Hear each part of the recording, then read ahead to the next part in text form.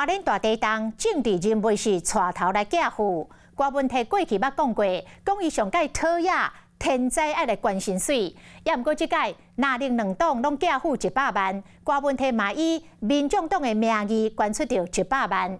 另外，6都的首长嘛陆续表态，要来捐出着1个月薪水。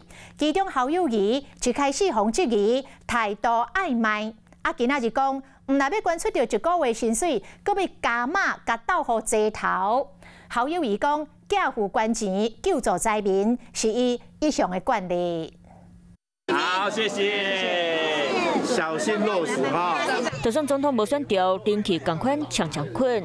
今晚花莲地震真侪寄付，侯友宜嘛真拍手。每一次碰到灾难，我都会尽我个人所得来竭力来帮助我们的所有的受灾。所以这是我一向的惯例。台湾人上有爱心，上有善心。前一天无讲清楚，讲要捐，方积极态度，别人即摆归去若捐1个月薪水，佮要加码斗齐头。只是讲到捐钱，真台北市长郭文摕的心情，就真惊心万切。当市长我最讨厌什么？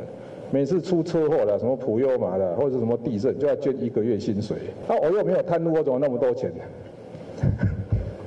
他每次再捐1个月，我就很气，你知道？现开诊断，检测名单，拿着党团党捐100万，国民党主席朱立伦马上出100万建议，中国政府总统各季嘛各捐1个月薪水，都含萧美琴也未上金就捐30万，各有6都市长嘛同款捐1个月的薪水。民进党作为执政党，全力救灾，责无旁贷。民进党立院党团也捐出新台币100万元整。